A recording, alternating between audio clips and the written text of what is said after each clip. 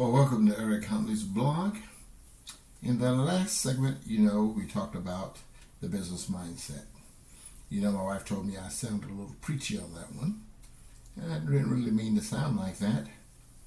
But just wanted you to know that a mindset is a passion of mine. Because I understand, and I hope you do too, that it doesn't matter what you do in life, without the right mindset, your dreams and your aspirations will be destroyed before you even start. But enough of that. Our topic today is writing your first blog post.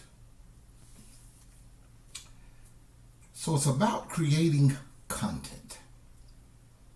So you probably ask, well, what should I write about? Well, what is your niche website about? If it's about cats, you don't want to be writing about dogs. You have to consider your audience. What do you think your audience is looking for?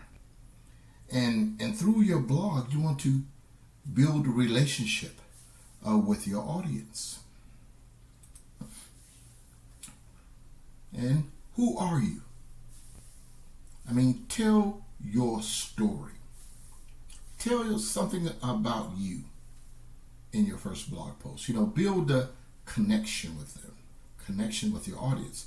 And that's going to build that trust factor. So when they see your material, they will more willing to read it and believe what you have written. You don't have to worry about who you are, because now you've already built that connection. You've already told them who you are. So what makes a good blog post? Well, it should be, interesting. It should be educational. It should be answering your audience's questions.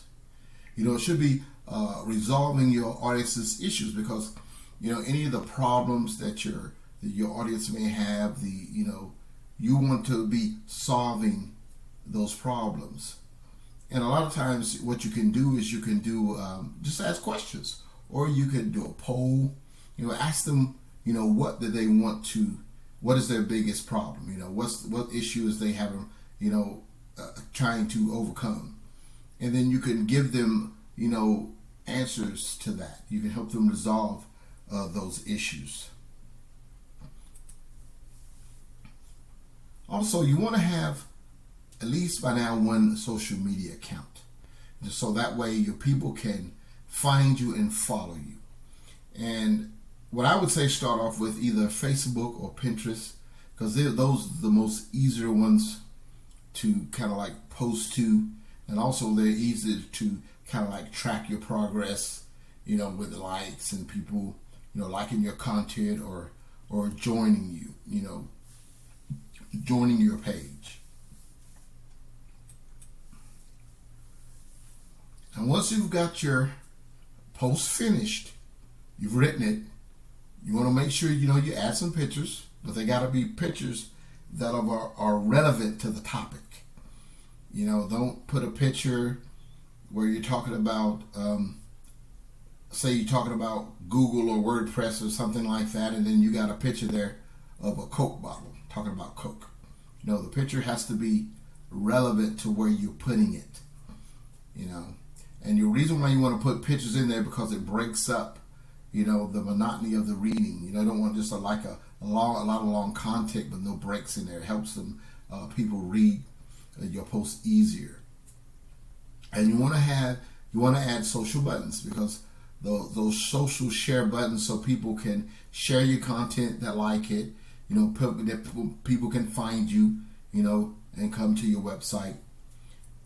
And then lastly, you want to make sure that you submit your blog, that blog post, to the big search engines, Google and Bing and Yahoo. Just make sure that you submit them to them.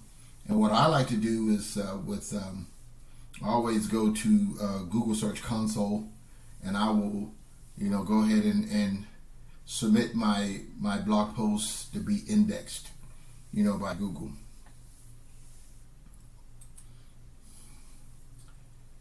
And that's it for today, folks. A little short one, a little short and sweet. But in my next segment, we're going to start talking about the biggest mistake that the second biggest mistake, I'm saying, that the beginning bloggers make.